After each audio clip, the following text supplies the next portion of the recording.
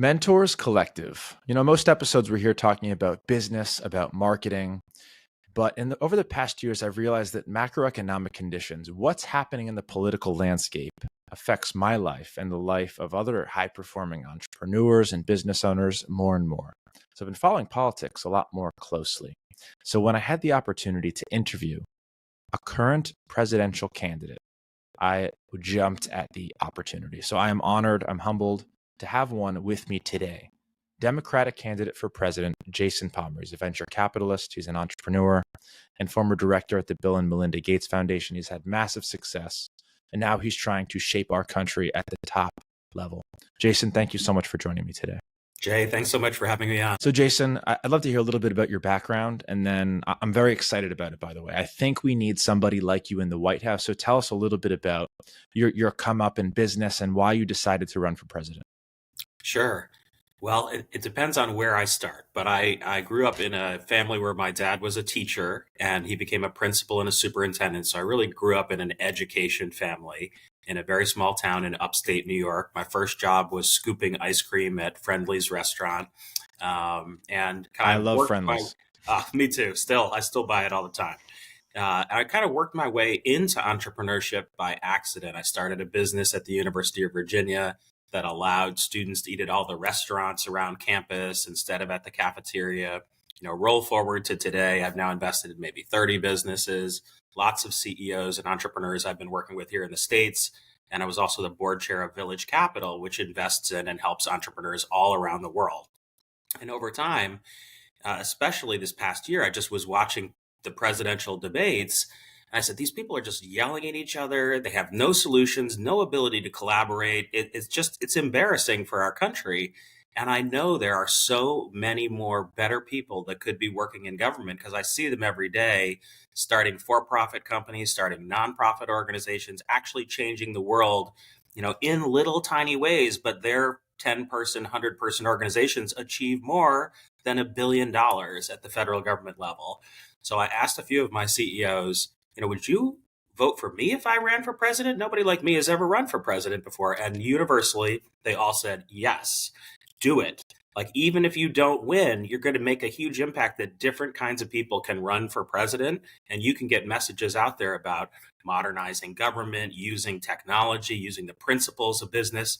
Like, this is the reason why some people voted for Donald Trump in the beginning, is they thought he's a billionaire. He knows how to run businesses. He'll make America innovative and run like a business again. And the theory kind of fell apart when Trump became president, but there's some truth to that theory. And so I'm testing it by running for president and seeing how many more people we can grow into this movement. Yeah, I think the mindset is right. We need someone who's fiscally responsible, who runs the government like a business, because I think we're on an unsustainable path. And when Donald Trump ran, that was my appeal to him, whether I agreed with his policies or not, whether I liked him as a person or not, which I didn't. Right. The thought of having an entrepreneur, a successful businessman in the White House that's actually going to run this ship like a profitable business was very attractive. Same reason I kind of liked Vivek when he was on the road. He had made it himself. He grew a successful business. I don't think we've seen something like that on the Democratic Party, or maybe just I'm not watching it closely enough. Dean Phillips, I believe, Dean has Phillips had some is a business little bit of that. success. Yeah, he ran two very successful businesses, one ice cream and one in the spirits business. But the federal government has run a huge deficit 22 of the last 23 years. And if we have a CEO who runs the business unprofitably for 2 years, even 3 years, you would be lucky to get a third year. But 22 years in a row of massive deficits, this is complete mismanagement of the federal government. I agree. And I believe the root of the problem is that presidents, Congress, Senate have no incentive to be fiscally responsible and cut budgets because they don't get elected. It's not in their best interest. So why would you cut budget, be more fiscally responsible if it's not in your best interest of getting elected? Because essentially you have to take things away. Well, I think it really dates back to politicians think that the people are stupid and that the people just want more benefits, more benefits, more benefits. And that's not actually true. What the people want is a real chance at having their own successful life, getting a middle class job, making 50,000, 100,000, $200,000 a year. People don't want handouts, actually. They want real opportunity. They want to be treated like real people, and they want success and happiness in their life. It's amazing that this has to be explained because it really is kind of common sense. But politicians have gotten so used to, oh, we're going to build another library. Oh, we're going to build another X. We're going to do another Y, that it's sort of giving handouts to their communities that they actually think that's what the people want. That's not what the people want. So with that in mind, what would you change about fiscal policy? If you saying cutting handouts, is it raising the Social Security age? What do you have in mind to cut the budget and be more fiscally responsible? Yeah, let's get into detail on that. So my plan is to trim the federal budget deficit down to zero by the end of my second term in administration. And the reason why it needs to take that long, honestly, is we are so far out of whack right Yeah, now. it's bad. But let's take it one piece at a time. The whole big debate that was going on in Congress a few months ago, and actually keeps coming back every few months, is, are we going to have this fiscal cliff? Are we going to solve it? They're only really touching 20% of the budget. They're not touching the majority of the budget. So the majority of the budget is Social Security, Medicare, defense, those three, Medicaid, those four, if I take those four, add up to about 80% of the budget. And those programs need to be dramatically reformed. Right now, Social Security is going to run out of money in the trust fund in something like 2032, 2033. And we know what we need to do.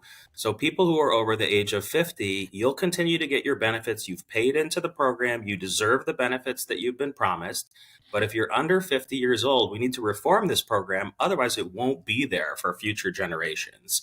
And this is not that difficult to do. In fact, two bipartisan commissions have been pulled together, have made proposals, and it involves a tiny little increase in taxes at the low end, and involves a tiny little change in how old you need to be to get your full benefits. Now, sometimes people say this means, oh, I'll have to retire when I'm 70. No, the way it actually works with Social Security is you can retire anytime between age 62 and 70, and you'll get a different amount of benefits. All we have to do is tweak those formulas a little bit, and we could get massively more into balance and make that program actually last to 2075.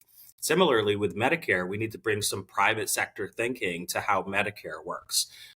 Right now, 49% of all people who are eligible for Medicare are actually choosing what's called Medicare Advantage, which is a privately run system, which actually people like more. In fact, it keeps growing every year. It probably will be 52% next year, and then it'll be 55%. And so the government should actually think like a business. What's going on here? Why are these private plans taking away our market share?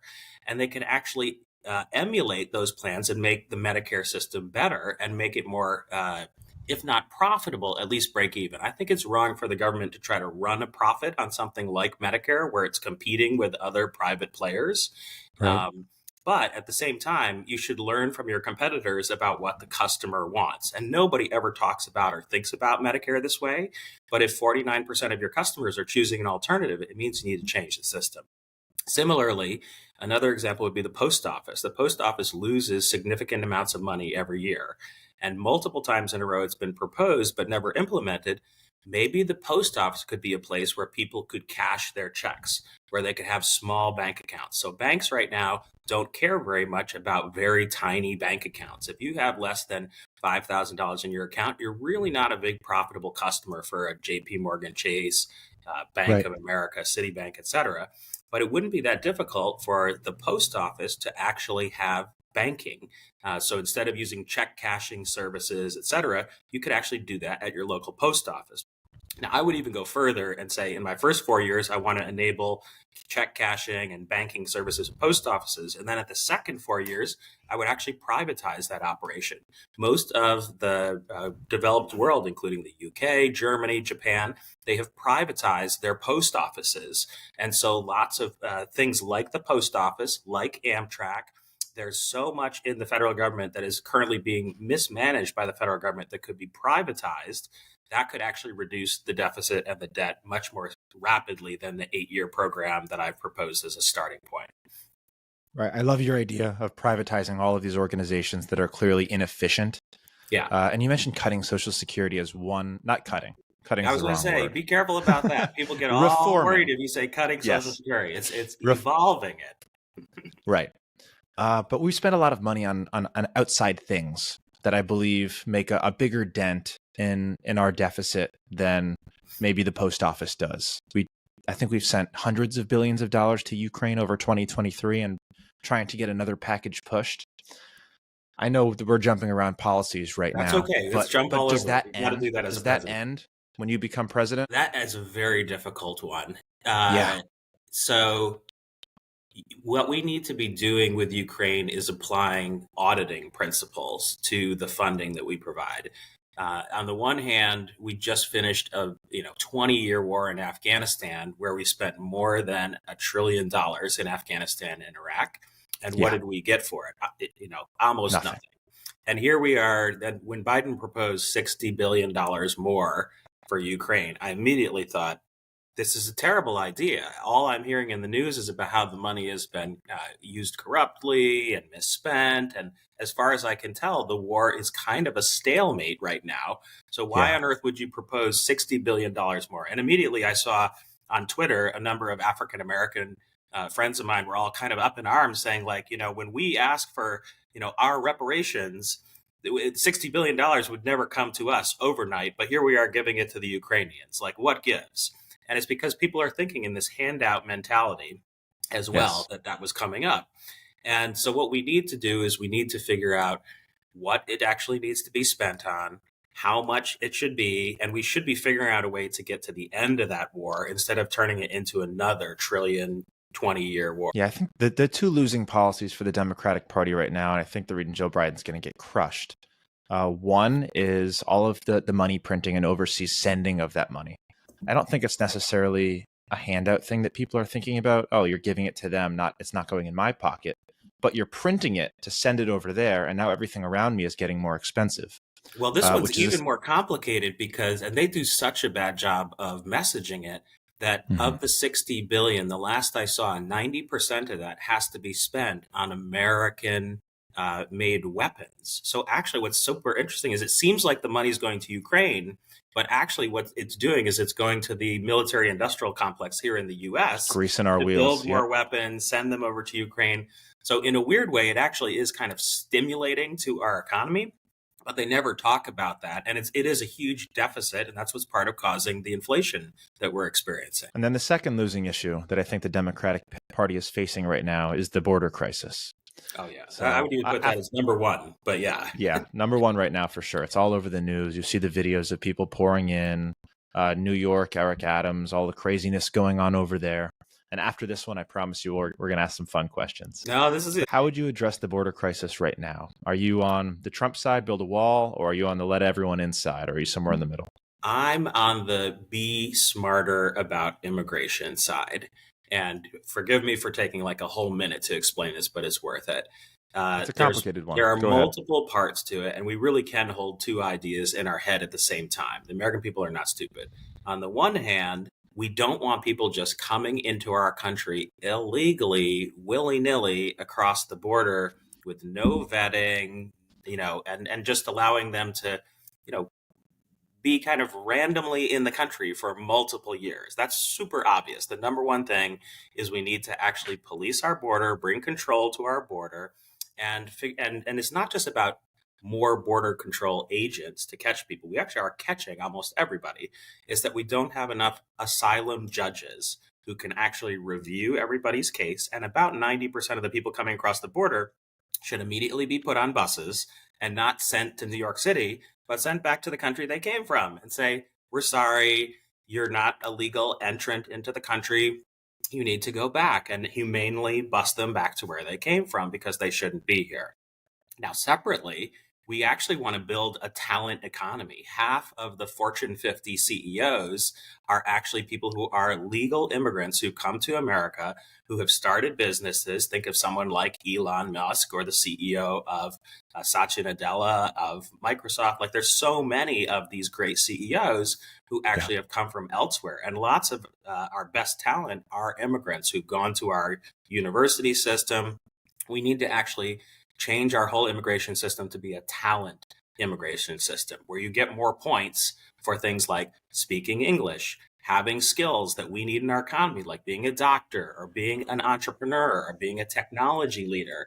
Like, think about, we brought Albert Einstein and all the folks from Germany over here right after World War II, or even during World War II, because we wanted the best and the brightest here. We need to retool our system to be more like Australia and Canada, that are focused on bringing in talent that we want.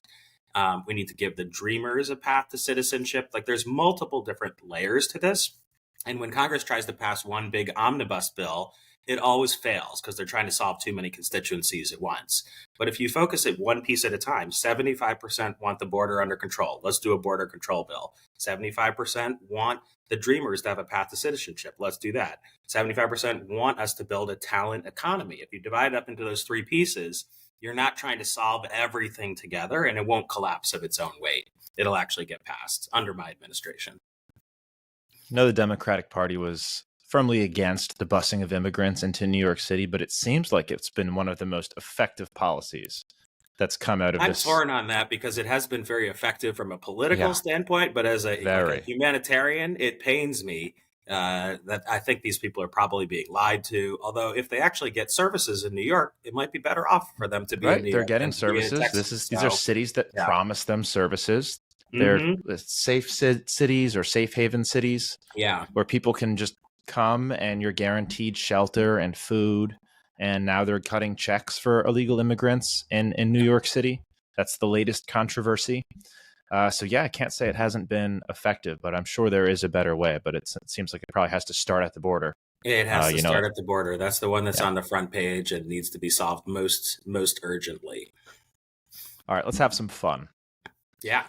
Joe Biden has been in the news. Do you think Joe Biden's going to run? Do you think they're actually going to run him in 2024? Or do you think it's going to be somebody else? It's going to be Joe Biden. Everybody thinks somehow there's a miracle where some other candidate will be put forward, but he's on the ballot. Gotta be. He's winning 70, 80% of the vote, 90% of the vote in all the primary states where I'm running against him and other people are running against him. All these other hypothetical candidates are not on the ballot. They are not going to be running for president. It's happening right now. It's almost like people think some magic, wand will be, waved at some point and some other candidate will appear. It doesn't work like Joe Biden. Does it not work like that? Do they not have an opportunity for him to say, you know what, I'm going another direction? He's not taking his mental test. He's gaffing on the news every week for the world to see.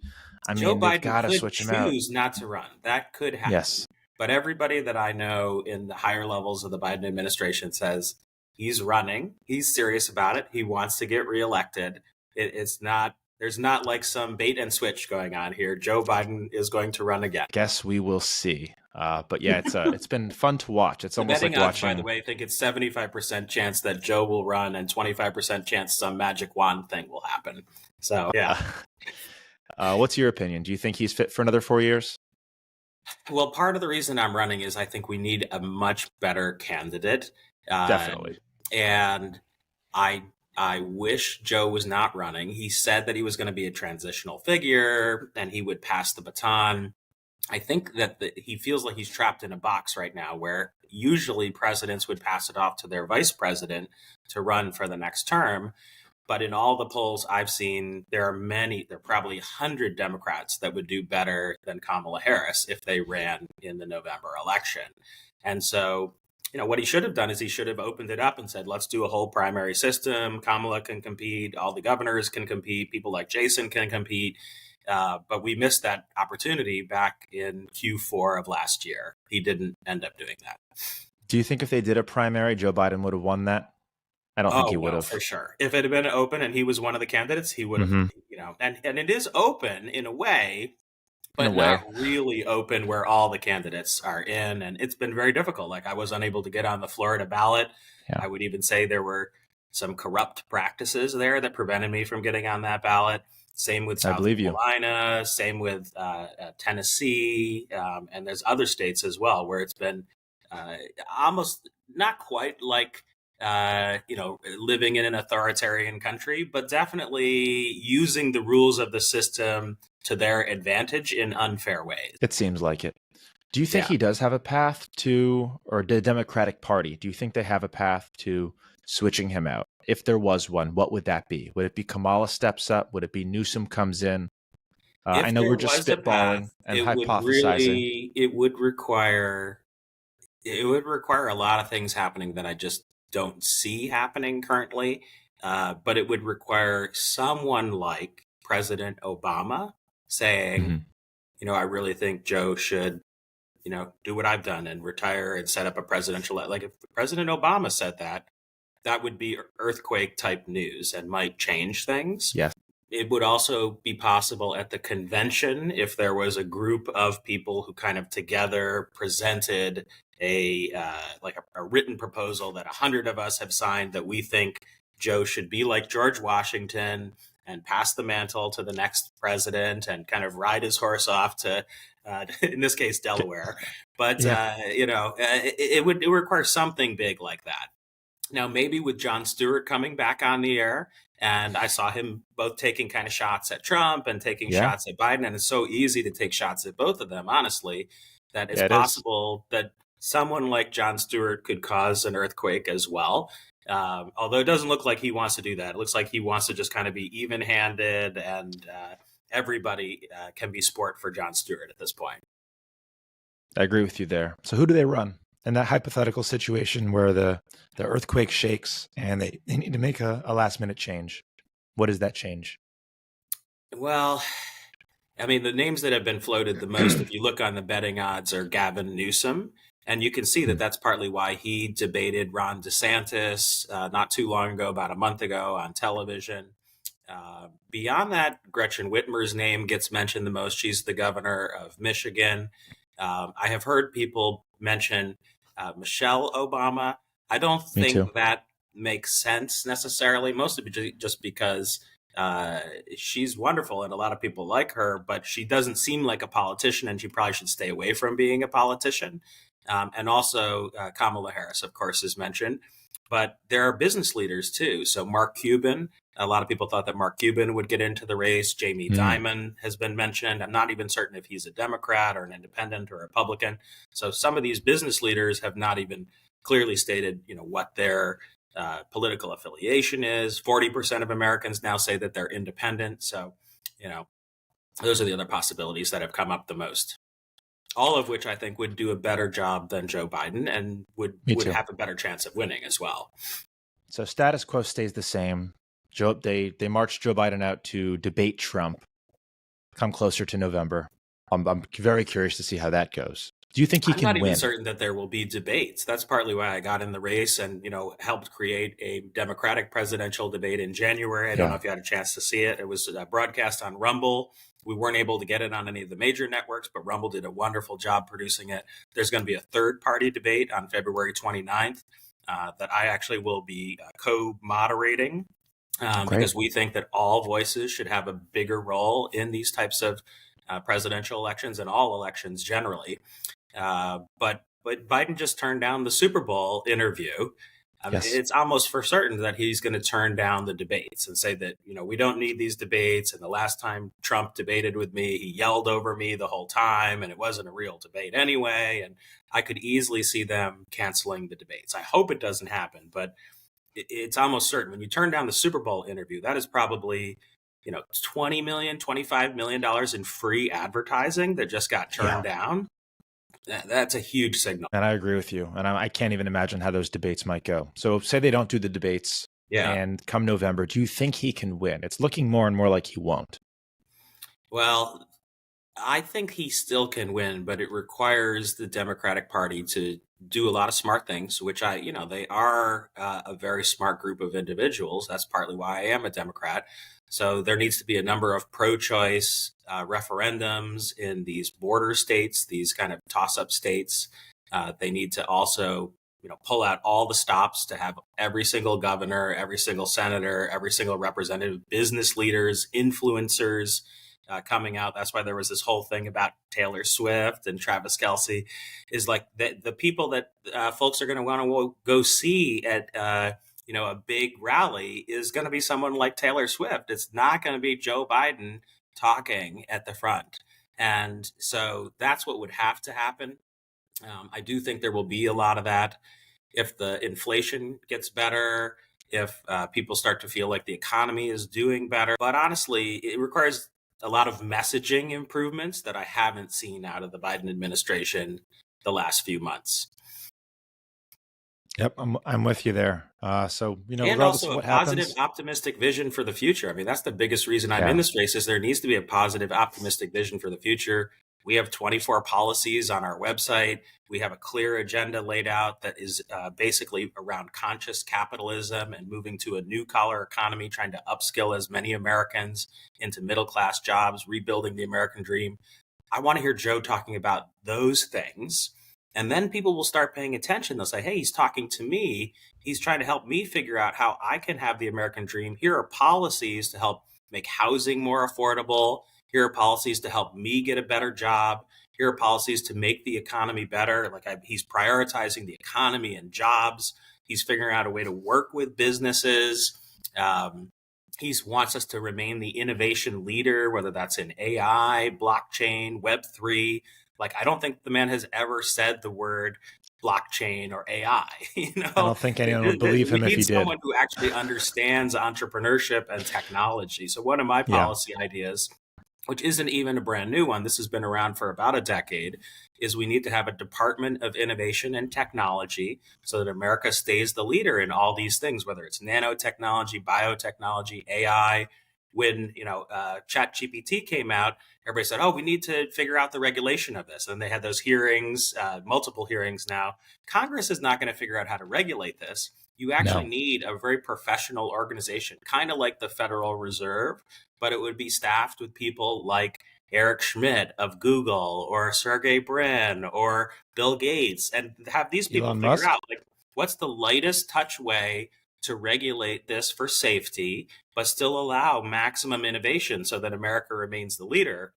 And you don't want this being figured out by Congress in kind of a hackneyed fashion 10 years too late. And that's the system we have right now.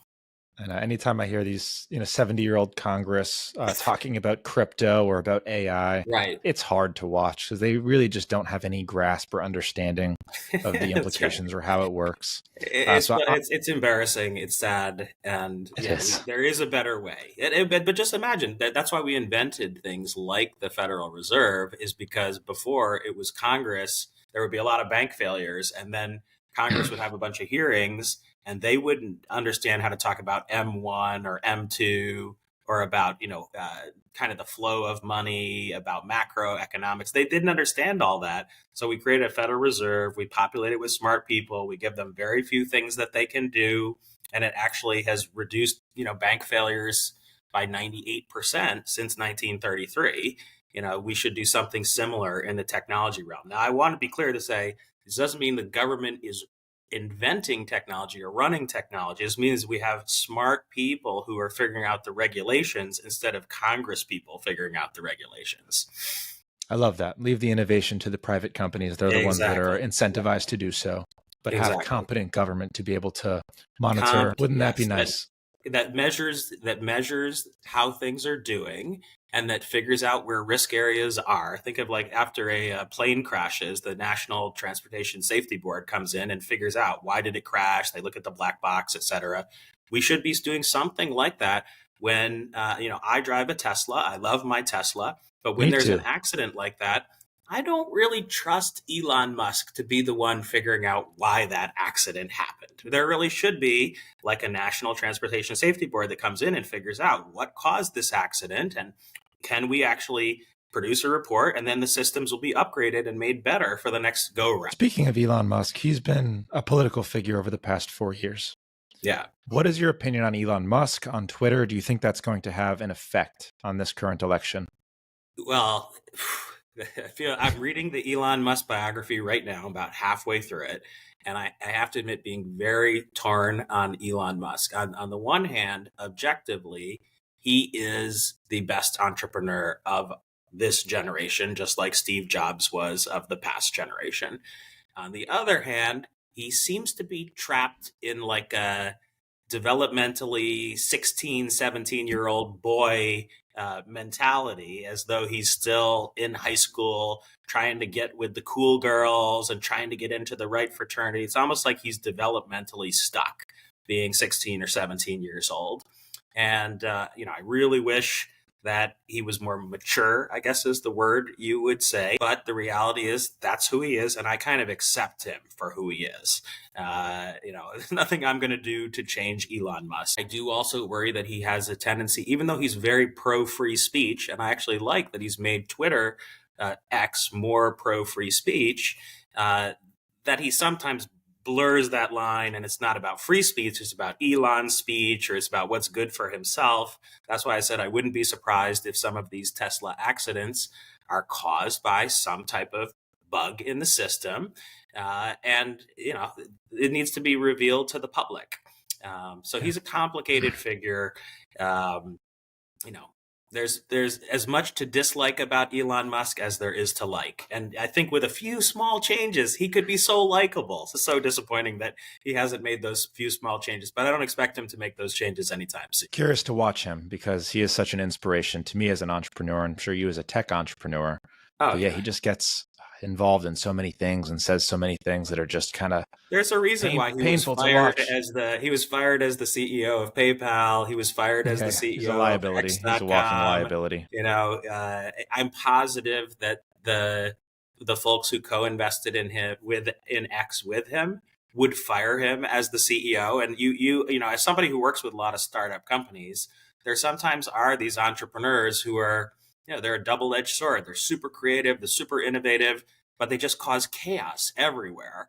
And when a company is as big as Twitter is, or Tesla, or SpaceX, once it gets to be a certain size, you really do need a different type of CEO in there. And it's pretty clear that at least X is in a death spiral right now and needs somebody who is kind of a new 21st century journalist at the helm. And it doesn't have that right now. I'm with you there. All right. Now, there was one policy that I read on your website that I didn't agree with you on. I was with you on a lot of it, especially your ideas of becoming more fiscally responsible. I think abortion and making that more accessible nationwide is a winning issue for Democrats and a losing issue for Republicans. I think if any Republicans have a chance, they need to come to the middle on that one. Now, the one thing that was a little, I don't want to say concerning, goes against the fiscally responsible nature of your policy was the reparations, giving money to people who have been harmed 100 years ago, hundreds of years ago in America. Yeah. Talk to me about your policy decision on that. Support your stance on reparations. Why do you think that's necessary? Who's going to pay for it? Sure. So, by the way, this is why if you look at Nikki Haley's website or other candidates, they don't have their positions on issues. And that we thought long and hard about this at the beginning is, should we put all of our positions out there? Because then someone will look for the one they disagree with, even though they might agree with 24. But this is a really important one. Right now, the way it works in America, if you're African American and you're a descendant of slaves, you have most likely less than $400 in your bank account. You're never able to keep a job for a year or two. You probably were born in a single parent family and you have a really, really difficult life. For a long time, and there's a video out there of me talking about this, for a long time, I thought, these people are just not trying hard enough. I have Black friends who've done quite well in life and they need to try harder. But over time, and it's taken me a while, I realized, you know what? That's not true. I see this guy who's really good at rapping, or I see this guy who is incredible at customer service, just being a waiter in a restaurant, and he can never get that managerial job. He can never get that break in the studio where suddenly his album is actually being played on the radio. And it happened enough times to me because I do travel in multiple communities. Even though I'm white, I began to realize I have significant white privilege. And I used to hate that phrase. I really hated that phrase. But over time, I realized, wow, I actually do. And there are a lot of people out there who don't have this opportunity. And America keeps going through this cycle every 25, 30 years. Like the Supreme Court just said, there will be no affirmative action and going to college. And that probably is the right decision, actually, because enough people were upset about I think so. affirmative action being used in hiring, affirmative action, that we need to have something like what they did in South Africa, where they had the Truth and Reconciliation Commission.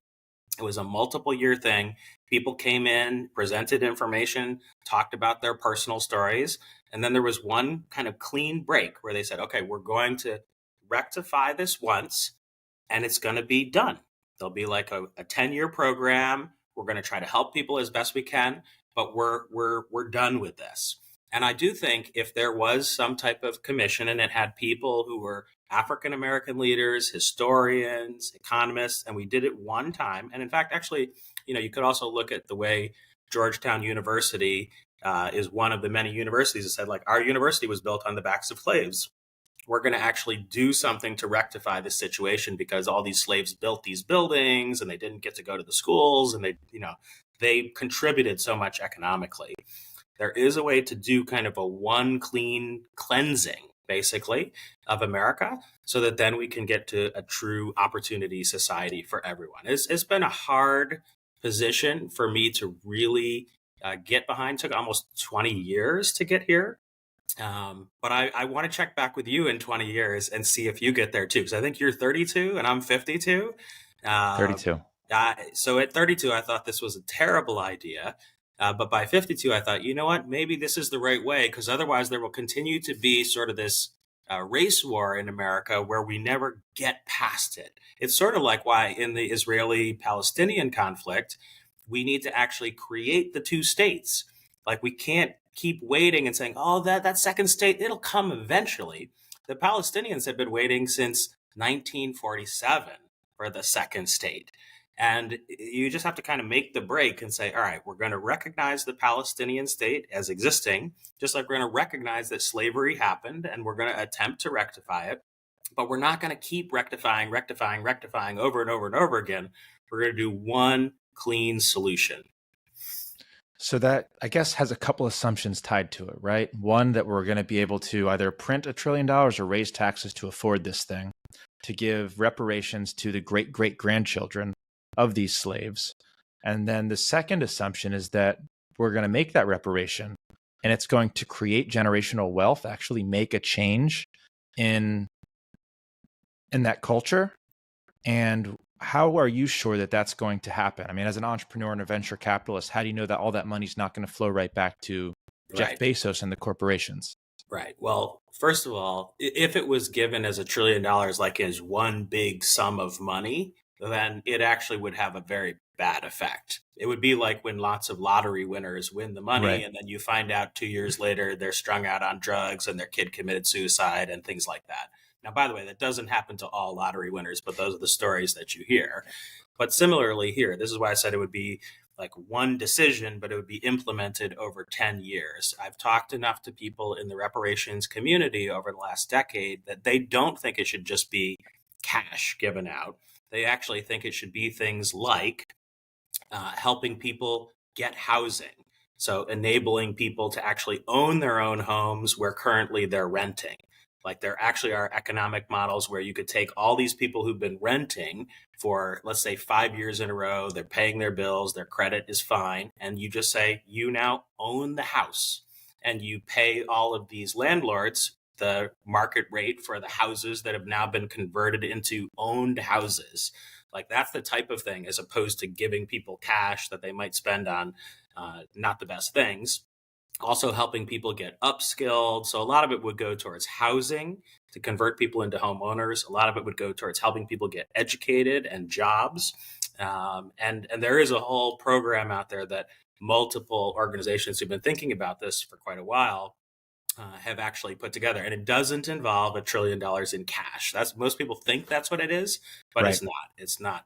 And by the way, it's not even that much money. It would probably be closer to $100 billion. What would that get each family if it was $100 billion? Yeah, now it depends. The people that are opposed to it say it would be $1 trillion. The people that are in favor of it say it would be more like $100 billion.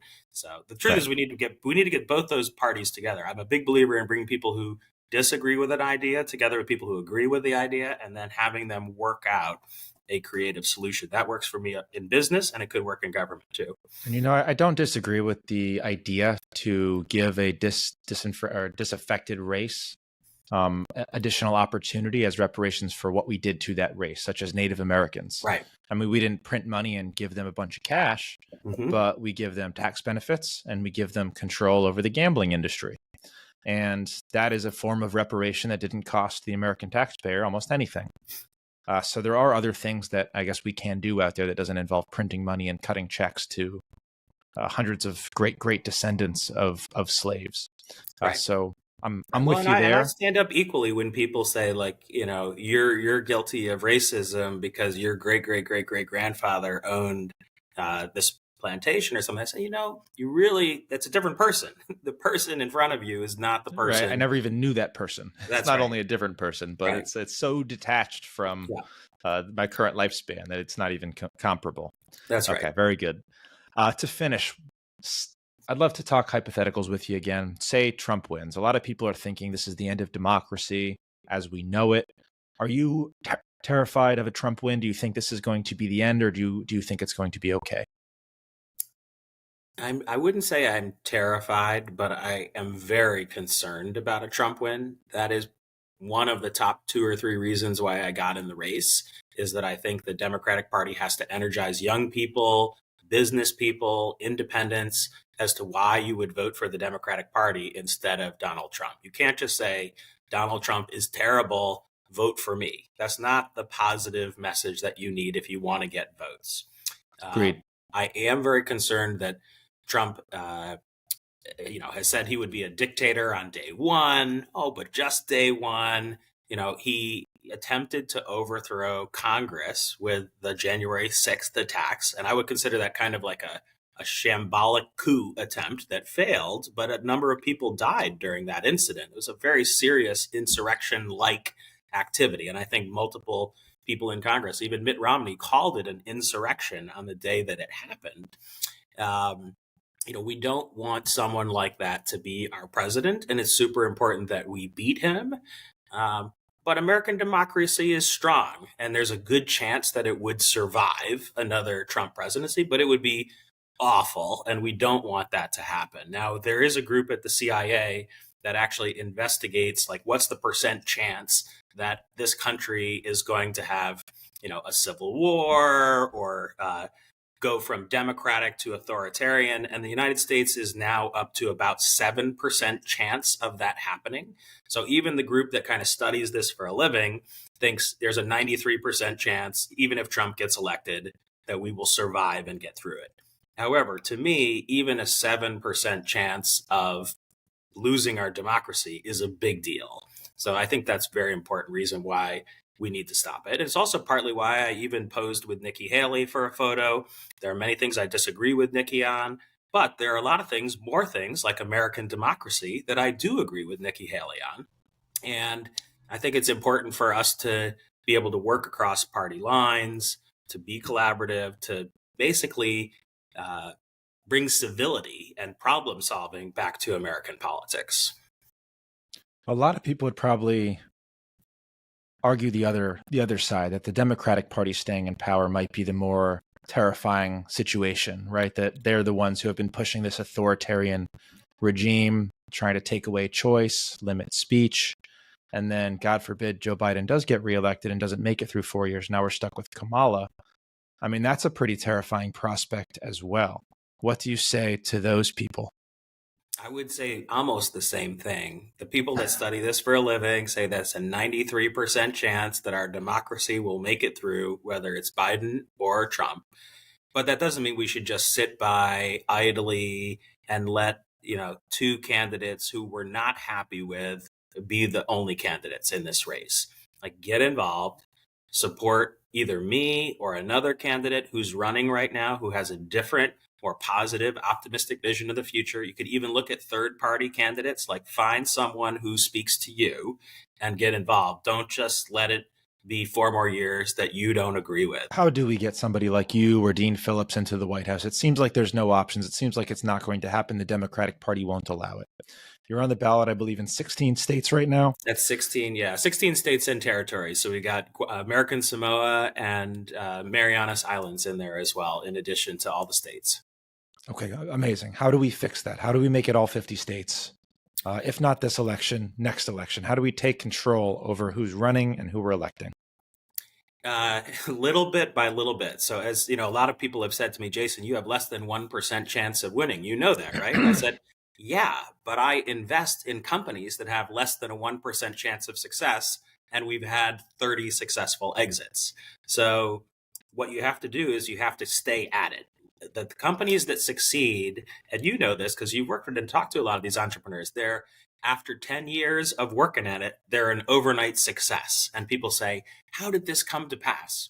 And so for me, this is the beginning of a very long journey, probably 10 to 25 years to get either myself or someone like me elected to be the president of our country and to actually have half of the people in the cabinet be business leaders who care about government and are pro public service, and half of them be the innovative younger people who are in government but would never get promoted to that high level of government as currently, because it's staffed with lots of 60 and 70-year-olds right now. And we need to bring young people, business leaders, and fresh thinking that actually wants to leverage technology into the White House. And it's not going to happen overnight. The reason why I know it's not going to happen overnight is if you think back to when like the Cato Institute was created or American Enterprise Institute, like these organizations started in the 60s and 70s as a way to kind of counteract some of the liberal policies of the 60s and Vietnam War, et cetera, that had become too big during that era. And it took until the 1980s until Ronald Reagan was elected, and then it kind of ushered in a lower tax, kind of more free market oriented way. And the same thing is true here. This movement will take probably 20 years to have someone elected. And I hope by that time, there's someone who's younger than me who carries the torch, who I will be supporting at that time if I don't win the presidency myself before then. Well, it pains me to watch because if you were on that stage debating either of the current candidates, I think it would be a landslide win. So I hope.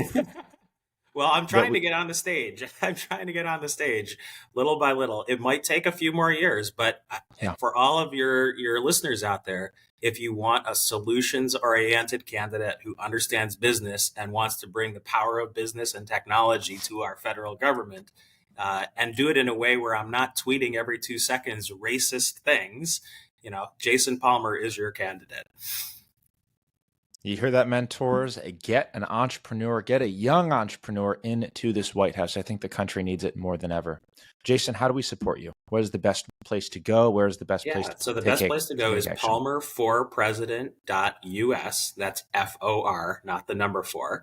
And we have a full website out there with all 25 policy positions. We talk about how we can move to a conscious capitalism future, a new collar economy. These are some of the key phrases that we use, and we have all the policies underneath them. And then right there is a donate button. You can donate to me. If you're in one of the 16 states, those states are listed on the website as well. We're hiring volunteers. And I say hiring because we've decided we're actually going to pay our volunteers $15 an hour as opposed to have them. It's actually legal for them to be unpaid right now, but we've chosen we want to pay our volunteers so that you can actually make money while helping us, and would love your support. All right, I will link that down in the description, whether you're watching this on YouTube or listening on a podcast. Go click, go get involved. Let's get an entrepreneur like Jason into the White House.